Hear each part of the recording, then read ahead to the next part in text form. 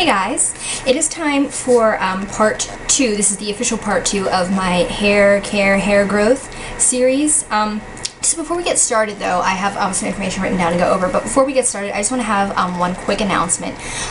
As you guys know, I'm very into doing product reviews on my channel, and I have 2 product reviews that are in the works. But aside from those, I am actually going to have to take a break from doing product reviews for a while, simply because I have so many products that I'm still trying to use up, like especially from the Suave Naturals review slam that I did, and a similar review slam of the VO5 conditioners as co-washes that is in the works. I'm just having difficulty storing everything and using it up, and it's getting kind of wasteful for me to keep buying hair products.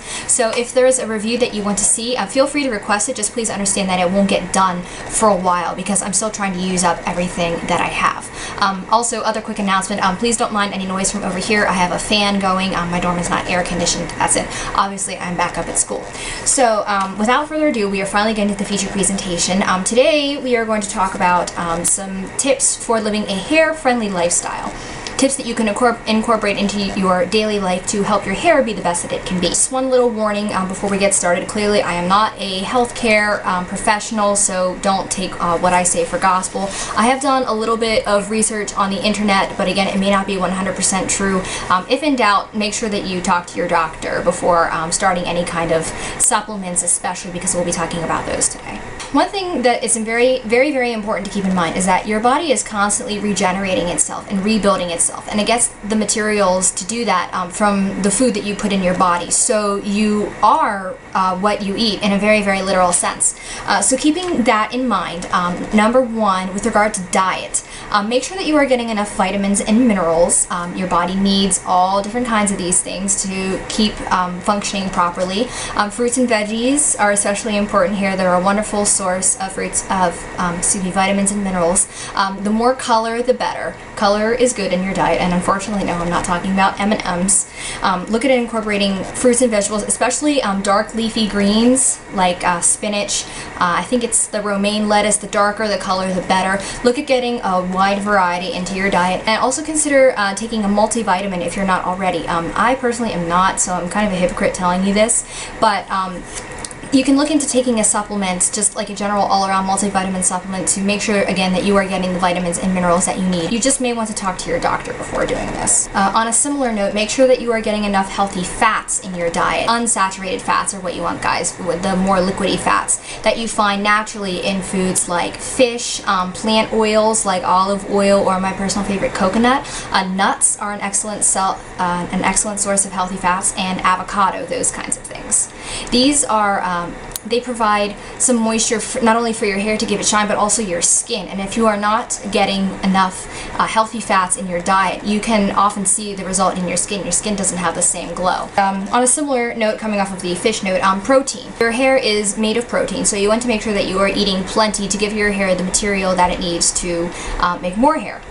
And this is going to be found in cheese and dairy products, lean meats especially, nuts and eggs. Those are all excellent sources of protein. Next, we want to talk about water. This is a little bit mind-boggling to think about, but the adult human body averages around 60% water in composition. So on average, over half of your body is composed of water. So it's necessary just for general health that you keep your hydration levels up. The old guideline used to be, I think, that you were supposed to drink like 8-ounce glasses of water a day. That has since changed. I believe the rule of thumb is that you take your body weight and then you divide that in half, and then you take that number in ounces, and that is the amount of water that you should be drinking every day. So if you weigh, what's an easy number to work with, say 140 pounds, half of 140 is what, 70? So you should be drinking 70 ounces of water a day. See, water is just necessary for healthy cell function. It helps flush toxins out of your body. It keeps everything running smoothly. I know some people are not big on the taste of plain water, so as an alternative, you can try fruit or berries, like sliced fruit, and sticking that in your water and letting it soak. soak, or maybe just a splash, and I mean just a tiny bit of fruit juice, not a whole lot because that stuff is loaded with sugar, just to give your water a little bit of flavor. And you can also drink tea. Herbal teas count here, not the iced tea that you would buy on the shelf at the store, because that stuff is loaded with sugar, but the tea that comes in an actual little tea bag that you put in your little cup and you let it soak. Especially varieties like green tea. Green tea is supposed to be full of wonderful health benefits. I personally like peppermint, chamomile, any of those teas that are derived from a plant kind of source. Those are also ways to get your water for the day. I do want to talk a little bit about stress and sleep, and I'm laughing ruefully in my head because I am just coming back to school. In fact, I actually start class tomorrow, so this is going to be challenging. You want to make sure that you keep your stress levels down, because when you are exposed to stress for a long period of time, like work or school pressure, that has an effect on your overall health. Good stress management techniques include exercise. Exercise is a wonderful way of working off some stress. You can incorporate some scalp massage, which is excellent for hair growth, by the way, scalp and facial massage to help relieve a little tension, listening to music, things like that. And also make sure that you are getting enough sleep. They say, I think, around 8 hours is what you should be getting.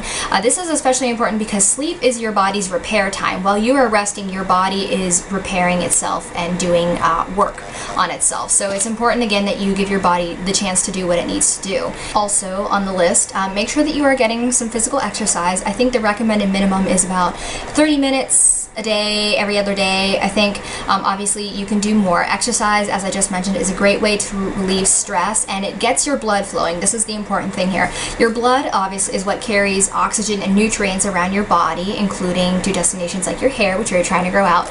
So by increasing your blood flow, you know, when you increase your heart rate, like doing a cardio workout, that helps your blood flow more easily and reach the places that it needs to go. Also, for this video, I want to discuss some hair vitamins that you can take, different supplements that you can take that can help, supposedly, according to some people's experiences, grow your hair out or at least improve its health. And I have 6 here to talk about. Biotin, the hair, skin, and nails supplements, folic acid, MSM, silica, and fish oil. So we have 6 here to talk about. Number 1, I want to talk about biotin. This is what I have been taking, and this is the one that I can provide the most information about just from personal experience. Biotin is one of the B vitamins, and it's also known as vitamin B7 or vitamin H. And this is, the big thing about it is that it is water soluble, which means it needs water to dissolve, and when it's dissolved, your body can absorb it. So the big thing with biotin, especially if you've talked to people who have taken it, you need to make sure that you are drinking a lot of water to help it properly absorb into your system. And in fact, if you don't drink enough water with biotin, some people have had issues with their skin breaking out from the excess biotin in their system because it wasn't being absorbed because they weren't drinking enough water. From what I have found, now I was doing a little Google, and most of these sites that talk about supplements for hair growth, they just say that such and such supplement can help improve the appearance of your hair or whatnot, and they never really get into the details of how it works. So I had to dig a little bit, and I found a couple items, especially about biotin and how I think they relate to hair growth. Again, these are just kind of my ideas, but I found one article, I guess you could say, that said biotin makes up enzymes that help break down some of the substances that we consume, like fats, carbs, and whatnot, which are nutrients and fuel for your body. So they help your body get more out of the food that you put in it. They help your body absorb the nutrition from the food that you were eating. And apparently it also helps, this is called metabolizing, it helps metabolize the fatty acids that you consume and the amino acids. This is very important because amino acids are the building blocks of protein at the molecular level. So if these biotin enzymes are helping your body break those down, they are helping your body get more from them. And apparently biotin reportedly also helps facilitate cell division. That's how your body grows. Your cells keep splitting smaller and smaller into little itty bitty cells. And this would include the cells where your hair is made up in your hair follicles. And now with biotin, I think you can find it in your food. It's just that our modern diet is so crappy that with these vitamins and minerals, we often have to supplement by taking an actual vitamin. You can find biotin apparently in liver and kidney if you're an adventurous eater. Eggs and dairy are supposed to be an excellent source of it, and nuts as well. Those are some more naturally occurring sources of biotin to possibly look out for. Number 2, I want to talk about the hair, skin, and nails supplements, and these are typically a biotin supplement that is mixed with some other nutrients, typically silica or calcium, and it depends on the brand because there are a ton of brands that make them and each one is a little bit different, so I don't really have a whole lot to say about this one. I know some people have taken it. Some people really like the hair, skin, and nails and they get better results. Some people have gotten better results from the straight biotin. I haven't tried hair, skin, and nails. I'm just taking straight biotin right now, so I can't really say a whole lot in terms of comparison, but that's another option to look at. Number 3, we have folic acid. This is also one of the B vitamins, and it's also known as vitamin B9. Sorry, I'm checking my notes down here. And this apparently is a big ingredient in cell production. We talked about cell production with biotin, helping your body split into more cells and grow, including your hair follicles where your hair is produced. And that is why folic acid apparently is a very big thing for women to take if they are pregnant or thinking about getting pregnant or trying to get pregnant, because again they help the body split its cells into more and more cells, so it helps the development of the baby in the womb apparently. So it's very big, I guess, in prenatal vitamins. And folic acid you can also find in your dark leafy greens like spinach and broccoli. Remember, lots of color, and the darker green the better. As well as, again, liver and kidney if you are adventurous. I think that's all I have about that. Next, MSM, which is short for this bad boy down here because I am not going to try to pronounce it. This apparently is a source of sulfur, or it's one of the building blocks of sulfur, which in turn is apparently one of the building blocks of hair. Sulfur being the stuff that makes your water smell like rotten eggs. Natural sources of this I think include onion and garlic from what I read, neither of which are very aromatic to eat.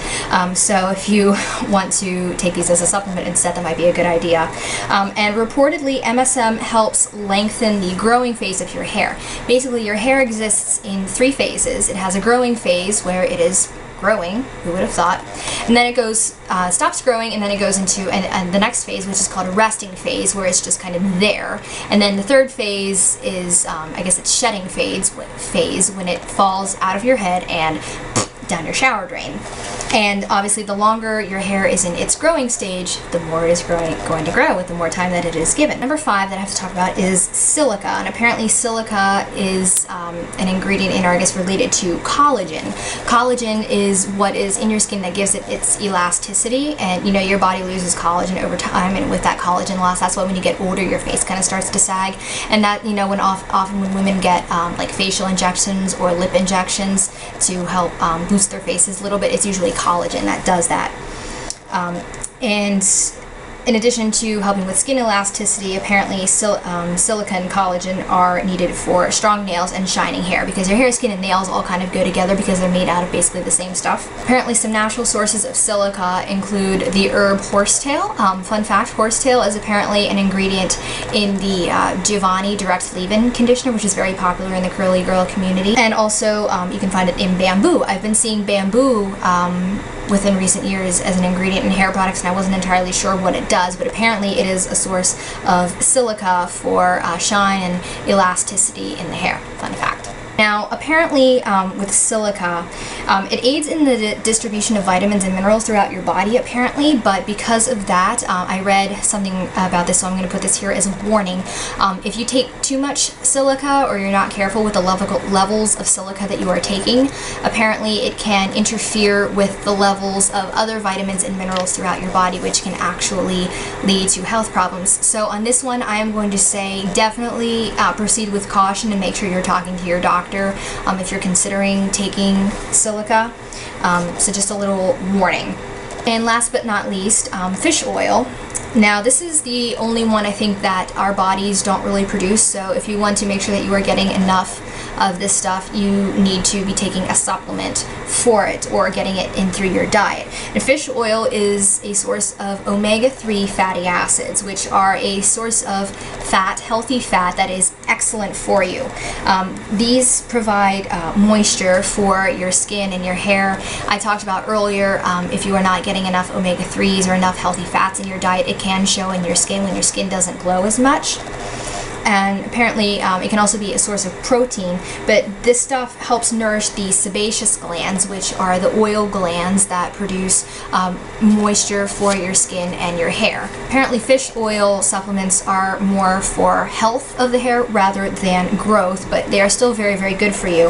And you can also work on incorporating fish oil and omega-3 fatty acids through different kinds of fish, like salmon, halibut, mackerel, tuna. There are lots of different kinds of fish. However, with certain varieties of fish, you do want to be careful about the mercury levels. I think swordfish is a big one for that, so you might want to read about that a little bit.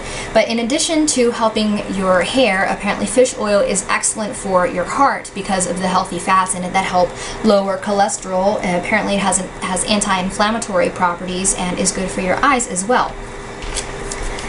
And those are just the notes that I have, the information that I was able to find on some of these different supplements. So they are different things to consider. Not all of them are really proven or as well known, I guess. I suppose none of them are really proven to help with hair growth, but you will find, if you Google like any of these supplements, you will find people talking about having taken them for hair growth and the kind of results that they saw. So they're not really proven, as I said, but a lot of people have had success with different supplements. So as I said, make sure that you are doing your research, and it is a good idea that you talk to your doctor before taking any kind of supplement. Again, I'm kind of being a hypocrite here because I never talked to my doctor before starting Biotin, but so far I'm not dead. So just a little word of warning. These are all just options to consider, and I hope you will consider taking incorporating some of them into your lifestyle. And that's actually all for this video. Hope you enjoyed. I swear working on, there are 2 more videos that I want to do, and if I have to split each video into 2 like I did with the first segment of this series, I may, because I still have a considerable bit of information to go through. And this is taking a lot longer than I anticipated. There is more information to wade through, and I do have to worry about organizing it. And of course I do have my other obligations outside of YouTube, so I thank you all for your patience. And I guess I will see you guys next time. Thanks. Bye.